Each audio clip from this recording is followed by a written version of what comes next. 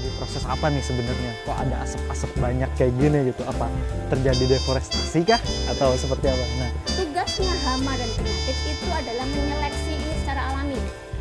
Jadi kebun kita kalau ada yang sakit, kalau ada yang diserang hama, itu karena memang tugasnya hama dan penyakit ini adalah pembersih, tukang bersih-bersih.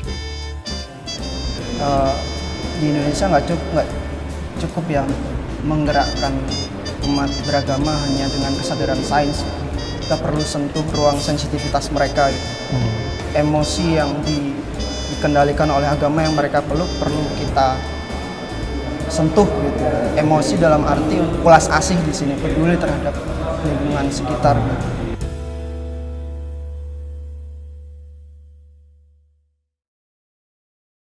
halo, selamat pagi. Assalamualaikum warahmatullahi wabarakatuh. Pagi ini kita ada di Jogja nih, dan ketemu lagi sama saya Hadi. Saya dari Uma for Earth.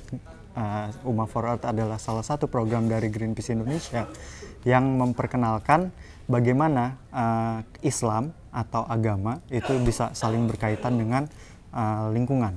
Nah, pagi ini kita sedang ada di Jogja nih. Nah, kita pengen ngajak teman-teman untuk bisa ketemu sama anak-anak muda nih yang ada di Jogja. Siapa mereka? Yuk, kita masuk aja ke dalam. Assalamualaikum.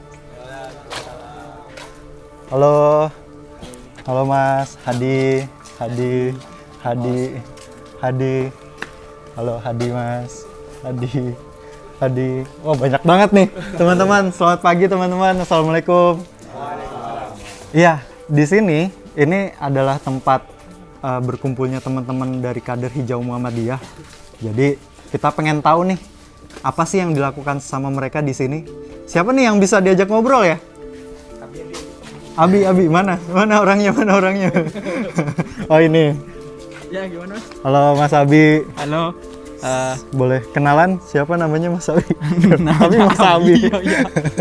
Namanya Abi. Oke. Namanya Abi dari Kader Hijau Muhammadiyah Jogja. Oke. Tuan rumah. Tuan rumah Ya, di tuan sini. rumah. Oke. Ini kalau boleh tahu, ini ruang baca ya? Iya, rumah baca komunitas. Bisa dijelasin nggak? Ruang baca komunitas tuh seperti apa maksudnya? Kegiatan sehari-harinya kayak gimana sih, Mas?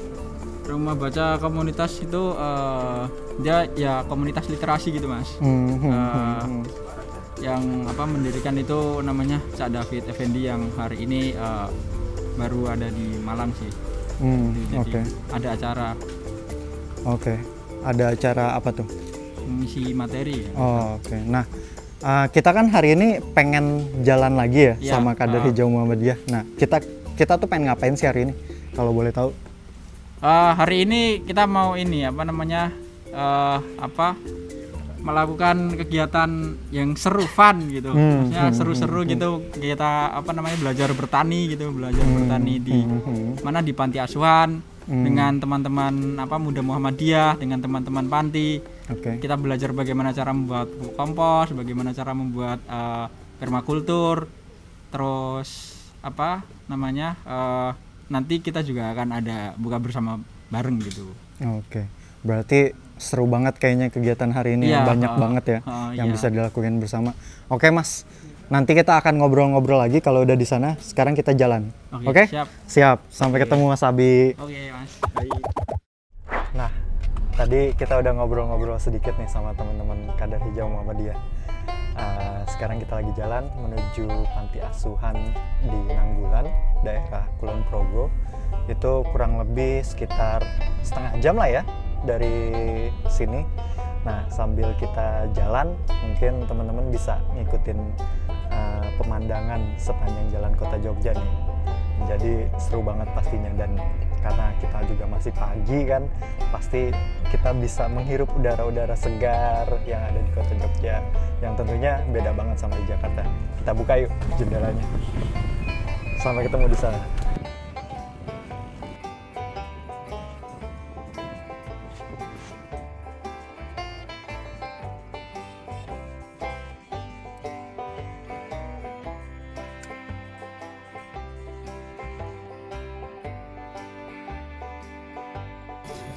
Halo ketemu lagi nih.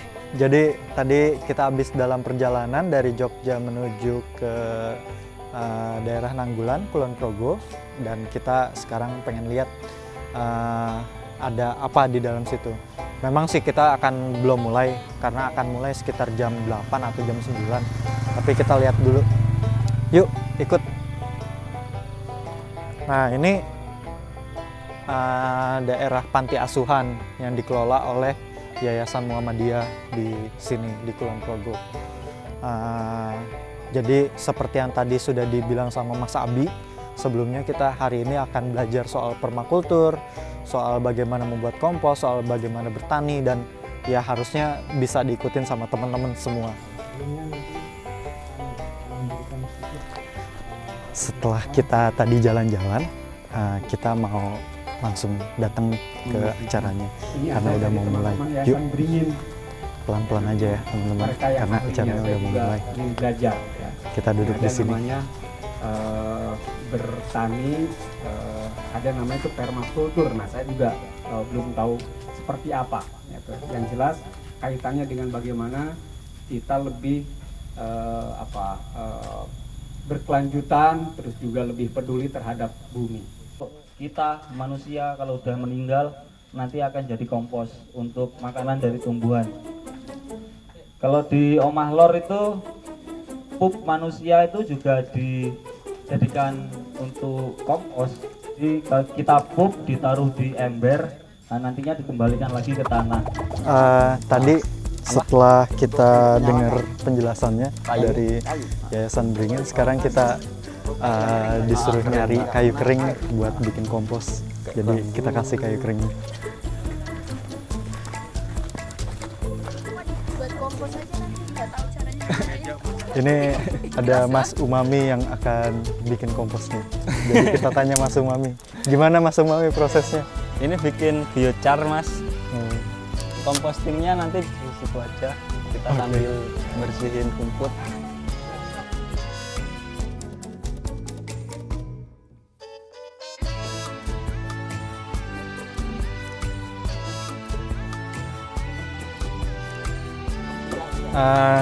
Ya tadi kita udah ngumpulin kayu, terus sekarang kita lagi coba ngeliat nih, lagi proses apa nih sebenarnya? Kok ada asap-asap banyak kayak gini gitu? Apa terjadi deforestasi kah? Atau seperti apa? Nah, ini ada Mas Umami dari Yayasan Beringin. Nah, ini lagi ngapain nih Mas? Boleh tolong jelasin nggak Mas? Apa sih yang dibakar? Lagi bakar sekam mentah, itu untuk dijadikan sekam bakar. Nantinya akan digunakan besok ya, waktu materi bikin bedeng. Yaitu fungsinya untuk perbaikan tanah, memperbaiki struktur tanah, terus untuk rumah bagi para mikroba juga, terus penambat air juga untuk sekam bakar ini. Dia bisa nyimpan air ya? Iya. Berarti kalau sekam itu ya? Nanti coba deh kalau waktu udah jadi, matiinnya itu, nah itu disiram, nah itu butuh banyak air banget itu. Oh gitu, dia nyerap air banyak gitu ya. Jadi kalau misalnya untuk tanaman bagus karena dia bisa nyerap air, nggak perlu terus nyiram gitu ya. Iya, dia nyimpen banyak air. Nah ini prosesnya dari ini berapa lama Mas kira-kira? Kalau biasanya buat di Omah Lor itu Asapnya nih ya kurang mantap lebih banget. 8 jam. Cuman aku ini baru pertama bikin kayak gini. Bikin cara seperti ini baru pertama juga. Emang biasanya kayak gimana? Biasanya ada ya pakai kayak gini, ada alatnya, ada cerobongnya juga ke atas. Itu kurang lebih 8 jam biasanya. Oke. Nah, kita lihat lagi nih di sebelah sana tuh ada rame-rame juga. Ada apa sih?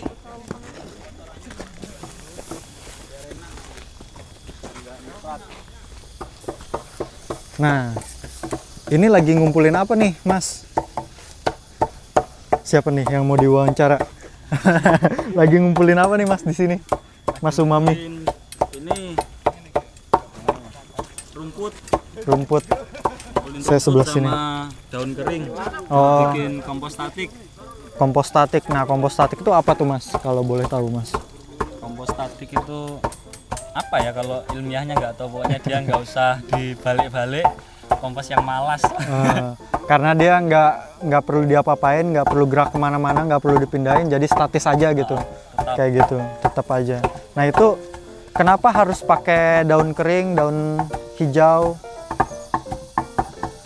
Kalau untuk daun kering dia itu ntar apa ya, terjadi proses dekomposisinya, panas kan dia nanti. Hijau karena kita juga memanfaatkan ini rumput-rumputan yang di sini, kita memanfaatkan yang ada di sini. Oke. Terus selain dua itu apa lagi tuh? Ini Kita ada pakai air nanti untuk apa? Nyampur pup sapi.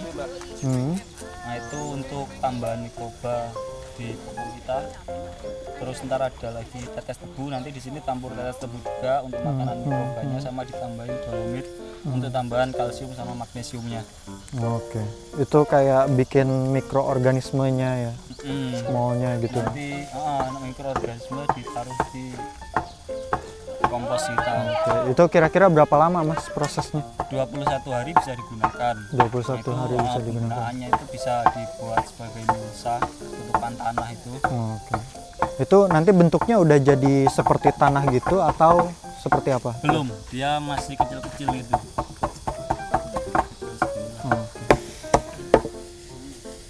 Berarti ini semuanya memanfaatkan apa yang ada di sini ya Mas? Iya, memanfaatkan. Kita nggak perlu lagi beli buat kompos, biasanya kan ada tuh kayak media tanam, kompos segala macem.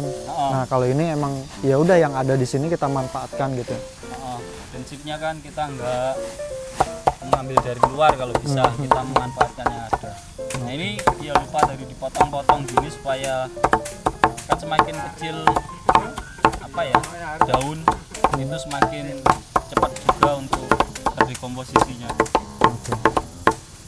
Setelah kita selesai dari proses ngomposin ini, tadi kita udah, teman-teman bisa lihat sendiri ya gimana kita mencampur dari kotoran sapi, terus air dengan molase, terus juga kita numpuk dari daun-daun kering, terus daun yang masih hijau juga dicampur sama kapur dolomit. Nah udah jadi nih komposnya, udah ditutup. Nah sekarang kita mau istirahat dulu karena udah siang. Jadi biasanya kan kalau jam petani itu ya, kalau petani itu kan siang-siang tuh istirahat gitu, mereka kerjanya dari pagi atau sampai sore, jadi siangnya itu istirahat. Nah, apabila teman-teman ke hutan di sana ada hama tetap, ada penyakit ada apa gulma iya, tapi tidak ada yang saling apa ya mematikan gitu loh. Mereka malah saling support. Tugasnya hama dan penyakit itu adalah menyeleksi ini secara alami. Jadi kebun kita kalau ada yang sakit, kalau ada yang penyakit diserang hama, itu karena memang tugasnya hama dan penyakit ini adalah pembersih, tukang bersih-bersih. Segala yang sakit-sakit itu dia terbabat semua. Kayak COVID aja itu yang tidak sehat, yang staminanya kurang bagus dibabat supaya manusia yang sehat ada kesempatan hidup lebih bagus. Gitu. Itu sudah tugas alam untuk melakukan seleksi seperti itu. Teman-teman, kita tadi habis istirahat nih, sekarang udah siang walaupun agak mendung, tadi udah sempet hujan. Tadi kita sudah ada teori di kelas soal kompos dan soal pupuk. Sekarang kita lagi pengen bikin pupuk nih, pupuk generatif dan vegetatif. Nah, yuk kita lihat gimana caranya bikin pupuk. Ini ada yang lagi mau panen gedebong pisang atau pelepah pisang buat bahan si pupuk itu. Yuk.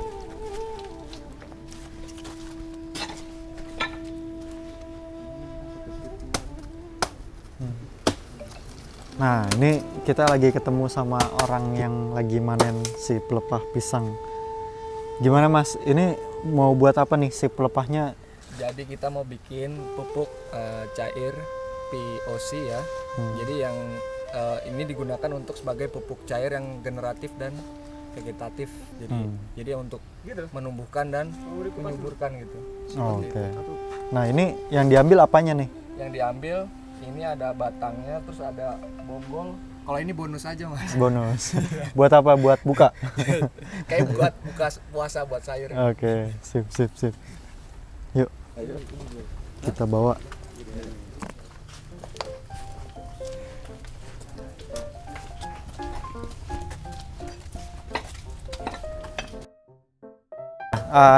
tadi kita habis manen si gedebong pisang nih. Terus kita sekarang kesini lihat ada yang lagi ditumbuk nih.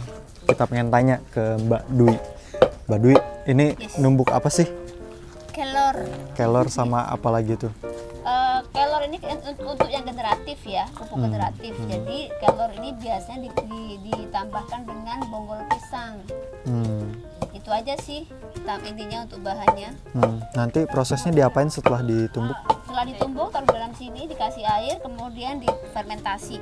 Kalau kelornya itu generatif ya? Iya. Nah kalau generatif berarti dia anaerobik, tidak perlu dikasih molase. Nah yang satunya nanti yang pakai kipait sama ditumbuk juga, pakai kedebong pisang juga.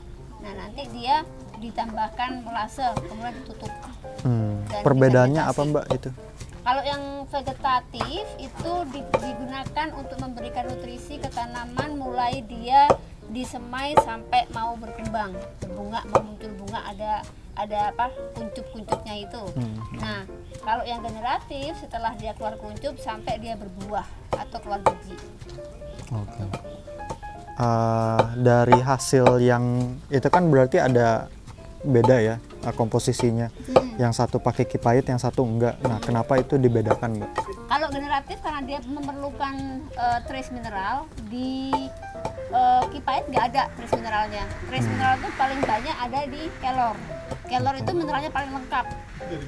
Jadi untuk manusia pun bagus, makanya disebut miracle tree yang ya saking bagusnya bisa dia pakai untuk suplemen mineral untuk manusia juga sih, tapi kebanyakan juga bahaya karena kalsium dia tinggi banget.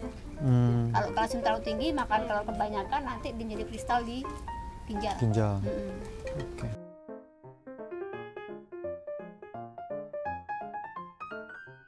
Wah, selesai juga nih ya akhirnya Mbak.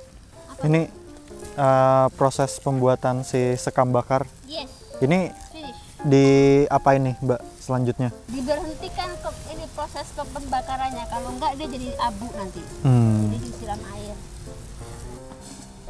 Terus ini ada perlu didiamkan dulu atau bisa langsung dipakai Mbak? Ini sampai dia nggak panas sih bisa dipakai, dan biasanya sih kalau aku charge dulu ya, di charge. Ngecharge-nya itu menggunakan mikroba supaya jadi pas kita pakai di dalamnya sudah ada mikrobanya. Aku biasanya ngecharge-nya itu menggunakan komposti. Jadi kayak di rendam di dalam komposti gitu loh. Nah, jadi pas kita pakai dia sudah ada nutrisi dan sudah ada ininya mikrobanya. Dan mereka senang di situ. Kita ini baru setengah hari aja kita udah belajar banyak gitu kan. Bikin kompos, bikin biochar, bikin pupuk, itu yang sedang lagi proses di tempat lain.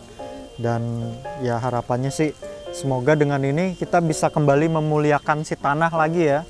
Bukan hanya memberi makan yang instan kepada si tanaman, tapi juga ya untuk tanah gitu. Karena tanah yang baik itu adalah kunci gitu untuk menumbuhkan semua tanaman gitu. Dan tanaman itu ya nggak butuh nggak butuh semuanya gitu. Dia bisa mengambil apa yang mereka butuhkan sendiri. Oke, mantap.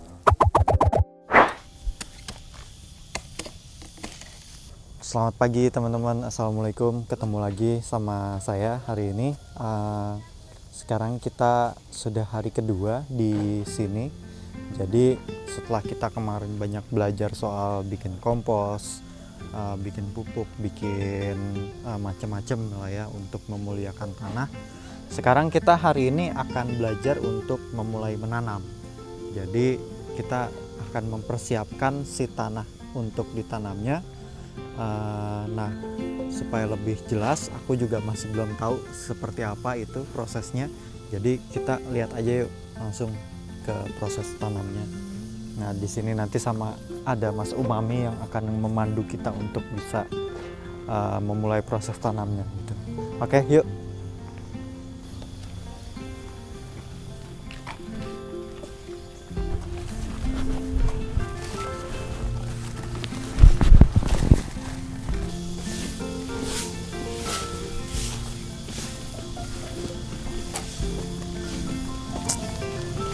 Wah, ramai banget nih, ada apa nih?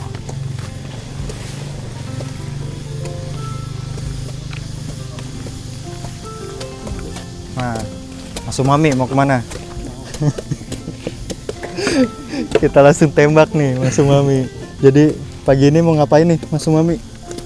Mau bikin permanen juga. Bikin permanen. Nah, itu buat apa tuh Mas Umami? Bentar, itu tempat kita menanam. Kita memanfaatkan bahan yang dari sini. Ini ada bambu yang kemarin dipotong sama teman-teman yayasan panti ya, panti. Bentar untuk dijajar. Ini dijajarin semua. Ya, Oke. mungkin nggak sampai setengah lah karena yang kena panas di sini yang baik untuk sayuran di sini mungkin 2 ini. Yang sisanya ini nggak dipakai. Sisanya ntar biar diolah sama mereka. Oh, ini buat Kita percontohan untuk, aja dulu prakteknya demplot. di sini Oke. biar dikembangkan sendiri nanti. Terus itu ada yang lagi motongin pelepah pisang sama apa ngumpulin daun kering itu untuk apa? Itu kalau yang pelepah pisang itu untuk bank nutrisi. Nah, dia nanti dikubur di bedengannya sini. Nanti dicampur sama ditumpuk sama itu yang daun kering. Nanti lama-lama kan dia terdekomposisi itu. Nah, itu dia nanti akan jadi nutrisi bagi tanaman. Oke. Jadi slow release ya, Slow release. Ya. Oke. Terus ini bikinnya kira-kira berapa meter? 2 meter kayaknya. 2 meteran. 2 meter. 2 meter kali 2 ya. Ya. Kita bikin 4 meter lah. Nanti apa aja ini Mas yang bakal ditanam di sini? Ntar kalau kemarin permintaannya dari panti itu nanam sayuran yang sering mereka makan. Kita akan nanam kayak seledri, terus loncang. Nah, cuman kita juga nanam tanaman yang umurnya panjang, yang lokal juga. Nah, itu kayak ginseng Jawa. Nah, itu kita akan tanam itu karena itu nanam sekali itu cepat sekali untuk banyaknya itu. Terus juga paya Jepang itu Paya Jepang. sama apa itu namanya, bayam Brazil. Yoi, bayam yang nggak pernah gagal. Yang Brazil. ditanam aja tancap aja pasti tumbuh ya. Bayam Oke. Brazil. Oke, teman-teman sobat lingkungan.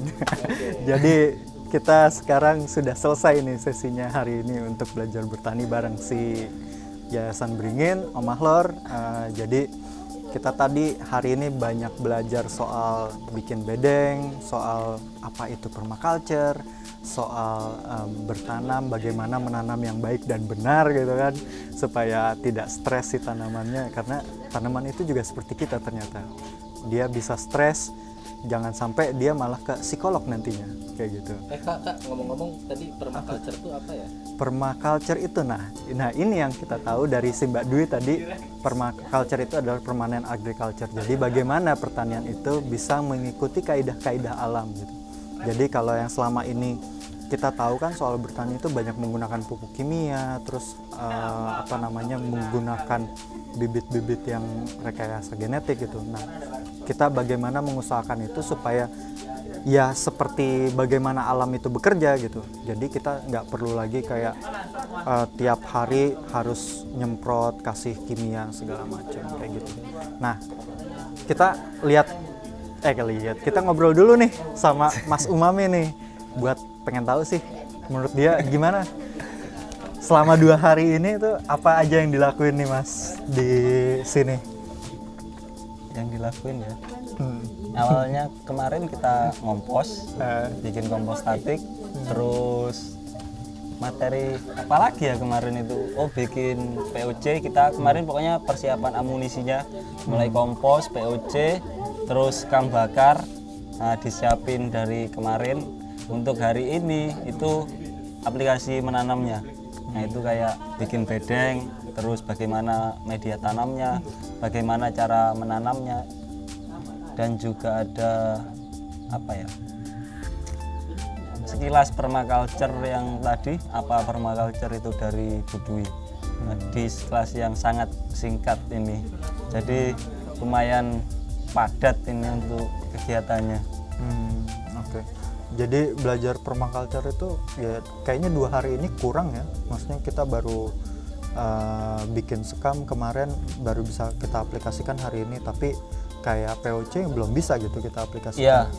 Nah, sebenarnya kalau untuk belajar permaculture itu berapa lama sih Mas yang paling ideal gitu? Kalau belajar permaculture-nya itu seumur hidup ya, karena tanah kita itu ya laboratorium kita, ya kita belajar dari situ. Cuman kalau pelatihannya kalau di Omah Lor itu 2 minggu lamanya. Itu setiap hari itu belajar dari pagi sampai sore, bagaimana mengenal tumbuhan, air, udara, dan kehidupan semuanya. Itu dilakukan selama 2 minggu. Oke. Terus itu kira-kira kalau misalnya pengen ikut dan pengen belajar si permaculture di Omah Lor itu gimana caranya? Caranya adalah pantengin Instagram Yayasan Beringin. Oke, siap tuh. Pantengin yayasan Instagramnya Yayasan Beringin, bukan Kapan? beringin ya, bring in artinya itu. Bawa ke dalam ya. Yoi, follow, nanti di situ akan ada info tentang PDC ataupun kegiatan ada. Kalau kita kan nggak melulu pakai duit ini PDC-nya. Kita ada barter tenaga, barter skill, itu ada program volunteer, ada juga nyicil. Jadi semuanya bisa belajar di situ. Yang penting ada kontribusinya gitu ya. Yang penting mau belajar dan berusaha. Oke. Siap, mantap sekali nih. Nah, setelah kita 2 hari belajar di sini gitu ya, kedepannya kira-kira akan ngapain nih Mas? Siapa? Ya di sini gitu. Siapa? Anak-anak muda di sini kan tadi banyak banget tuh anak-anak muda gitu ya. Kalau anak-anak muda di sini ngapain? Mungkin ditanyakan ke pribadinya Ke sendiri pribadinya. ya. Karena aku nggak di sini. Ya maksudnya apakah misalnya ya bukan harapan, kalau harapan kayak terlalu apa ya, ya pasti harapannya dilanjutin gitu kan. Ya maksudnya supaya mereka tetap bisa bertani gitu, ngelanjutin gitu ya, gimana tuh? Nggak, ya tadi kan kayak panas-panasan, lelah nih segala macam. Ya kalau seperti kita bikin bedeng tadi sebenarnya apa ya, kalau dibandingkan dengan petani ya nggak ada apa-apanya, karena bayangkan aja mereka punya lahan 500 meter persegi, dia harus mengolahnya, kita hanya bikin bedeng segitu. Maksudnya itu hanya awal lah, bagaimana cara berprosesnya di situ. Maksudnya kalau kita kan sering itu menggaung-gaungkan petani, hidup petani, tapi untuk menghidupinya sendiri ini ya harus dicoba lah, maksudnya biar tahu bagaimana rasanya jadi petani ini. Dan kalau untuk yang di sini ya kalau harapannya ya untuk dari ilmu ini bisa dipraktekkan, kita belajar dari kemarin dipraktekkan, dan kalaupun ada kendala atau apa ntar kita sangat terbuka kok untuk berdiskusi bagaimana kendalanya. Kalau mau ke sana juga oke, terserah, bisa juga, kita sangat open asalkan janji. Kalau nggak janji pasti diajukan. Kalau nggak janji ya, ya pasti diajukan. Oke, mantap, terima kasih nih Mas Umami. Semoga ya teman-teman di sini bisa terus konsisten, dan ya Yayasan Beringin juga bisa terus menyebarkan apa ya, ide-idenya, gagasan-gagasannya ke anak-anak muda lainnya. Jadi makin banyak yang bertani lagi gitu ya, anak-anak muda kayak gitu, bertani bergenerasi. Di Beringin itu anak-anak muda loh, banyak anak-anak muda. Yang tua cuman budui. Yang tua cuman budui. Jadi nanti bisa tonton juga ya itu kemarin apa namanya, podcastnya dari teman-teman Yayasan Beringin sama Bumi Butuh Aksi. Tapi belum keluar. Bumi butuh aksi, manusia harus beraksi. Oke, mantap. Oke, selanjutnya ya kita nih abis ini akan ada break sholat Jumat. Terus abis itu nanti kita ada pembahasan 40 hadis bertemakan lingkungan gitu. Jadi dari Kadar Hijau Muhammadiyah, dan dilanjut dengan buka puasa bersama. Jadi stay tune dan selamat istirahat.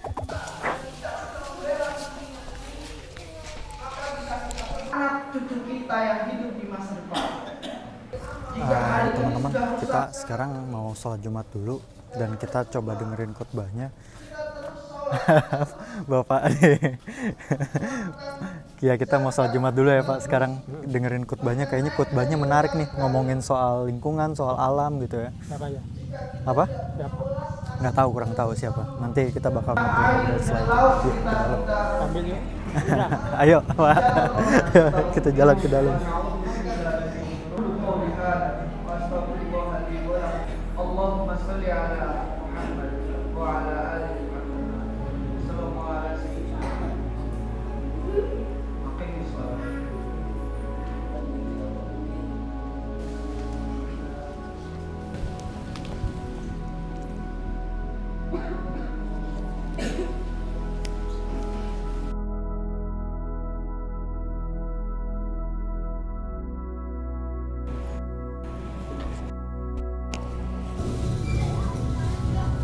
Teman-teman, sobat lingkungan, tadi kita habis sholat Jumat. Terus sekarang kita pengen ngobrol nih sama khotib sholat Jumat tadi, karena isinya tuh menarik banget gitu. Jadi kita pengen coba tanya sama beliau, apa sih yang tadi jadi bahan ceramah beliau gitu ya. Kok menarik banget kayaknya. Nah, di sini ada, halo Mas. Mas siapa namanya? Assalamualaikum Mas Adi. Aku juga Mas Adi. Hadi dan Hadi. Ya, tadi aku sempat dengar ceramahnya tuh menarik banget ya, soal lingkungan, terus soal bagaimana terjadinya perampasan lahan dan segala macam itulah. Kalau boleh tahu nih, poinnya tuh apa sih gitu dari ceramah tadi yang Mas ini bicarakan? Iya. Di Indonesia nggak cukup yang menggerakkan umat beragama hanya dengan kesadaran sains. Kita perlu sentuh ruang sensitivitas mereka gitu. Emosi yang dikendalikan oleh agama yang mereka perlu kita sentuh gitu. Emosi dalam arti ulas asih di sini, peduli terhadap lingkungan sekitar.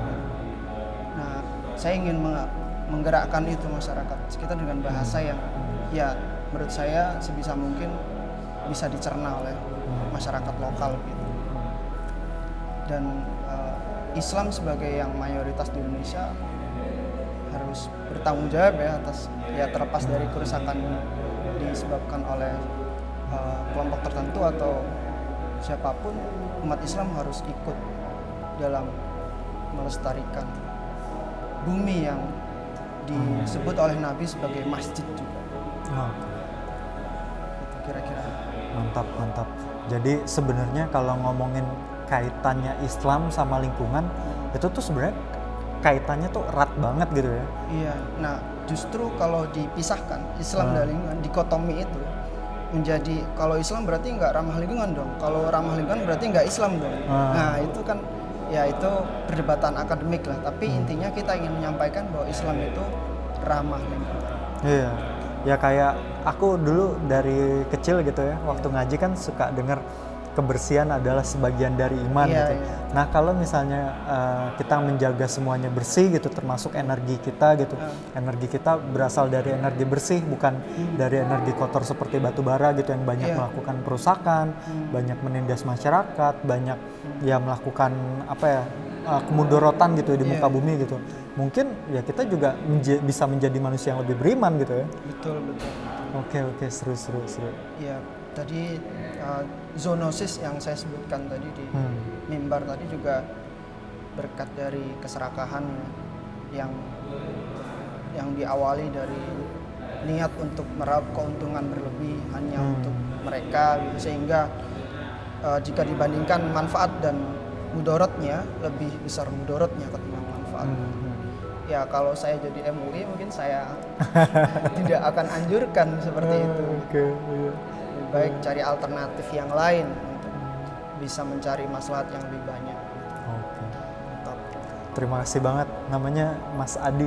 Panggilnya siapa? Ustadz. Adi, bro Adi. Bro Adi. Ini nih udah bisa jadi khotib tapi masih gaul nih. Mantap banget nih.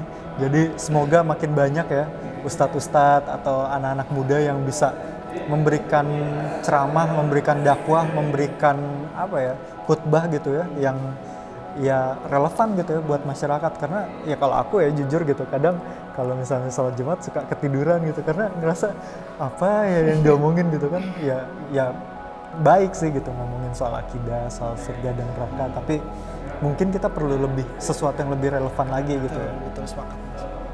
Mantap. Terima kasih Mas Adi. Semoga kita bisa ketemu banyak orang seperti Mas Adi. Oke.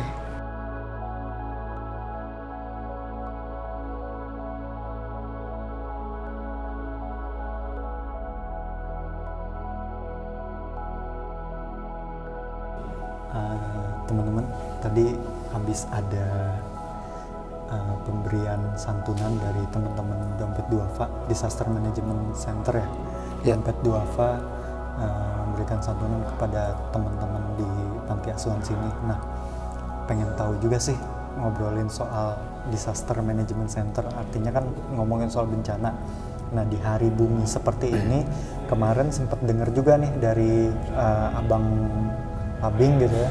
Bang Labing kan namanya, tentang kaitan soal lingkungan yang rusak sama bencana. Nah, ngomongin soal itu pengen denger sih lebih jauh gimana sih Bang kaitannya tuh seperti apa gitu. Ya, terima kasih. Kalau saya sih mandangnya ya pelestarian lingkungan dan kebencanaan itu kayak dua sisi mata uang ya.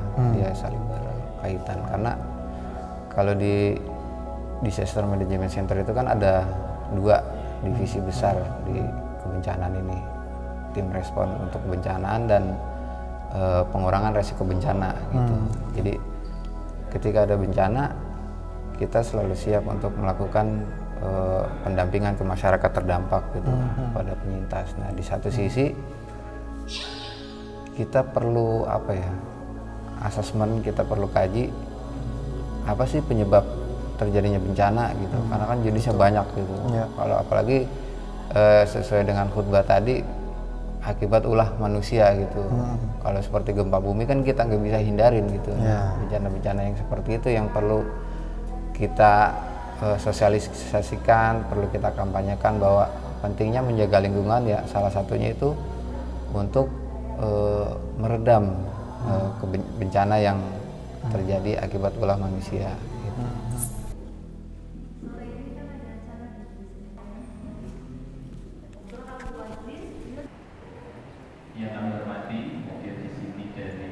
Teman-teman, sobat lingkungan, ketemu lagi.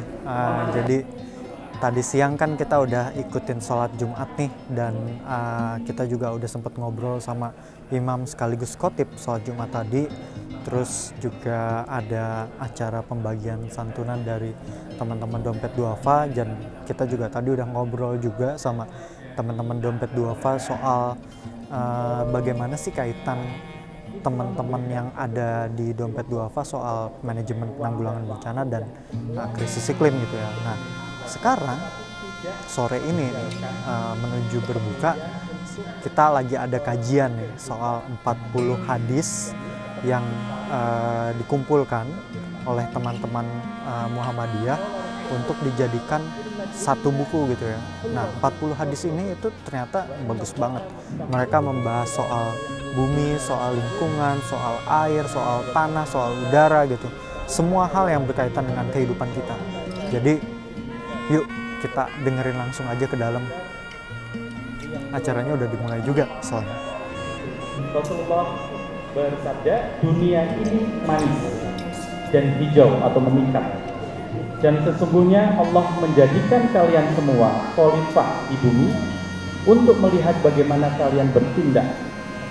Jadi bertakwalah atau takut ya, berseteru sebab dunia. Ya, tadi kita udah selesai nih ngobrolin 4 hadis, ternyata cuma 4 nih dari 40, ya dibagi-bagi gitu. Setiap minggu mungkin cuma dibahas 4, jadi ya biar nggak kebanyakan, 4 aja udah lumayan, 1 jam sendiri kita tadi ngobrol. Nah, ini udah di depan kita udah ada makanan, persiapan untuk berbuka. Kita tinggal nungguin azan nih. Kapan ya azannya? Semoga bisa cepet-cepet, udah lapar soalnya dari tadi pagi nyangkul.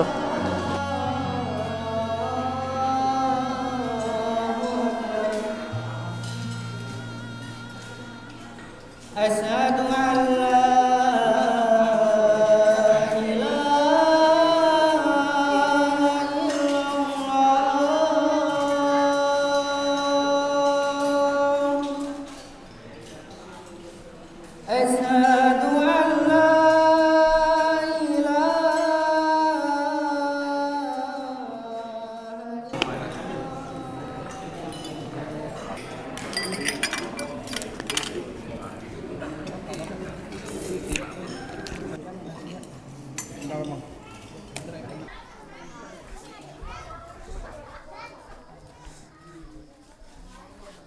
Halo Sobat Lingkungan, akhirnya udah malam, kita udah buka, udah kenyang nih. Alhamdulillah banget, udah penuh semuanya, dari hati, dari perut juga, dari pikiran juga. Alhamdulillah banget, selama 2 hari ini kita di sini banyak mendapatkan sesuatu banget lah gitu. Semoga ini bisa aku bawa pulang ke rumah, bisa aku sebarkan juga, bisa aku bagi-bagi ke teman-teman yang lain. Dan untuk itu, karena kita sudah 2 hari di sini, sudah selesai acaranya, alhamdulillah berjalan dengan lancar. Mungkin aku mau nutup nih, aku mau undur diri sekalian, aku mau pamit. Kalaupun misalnya aku punya salah dalam berkata-kata atau tingkah laku segala macam mungkin gak berkenan di hati Sobat Lingkungan, aku mohon maaf. Dan tapi semoga perjumpaan kita gak selesai sampai di sini. Jadi semoga kita makin banyak lagi tempat yang bisa kita kunjungin, makin banyak hal yang bisa kita pelajarin, dan tentunya kita bisa bareng-bareng lagi. Jadi assalamualaikum warahmatullahi wabarakatuh. Semoga kita bertemu di lain hari. Bye-bye.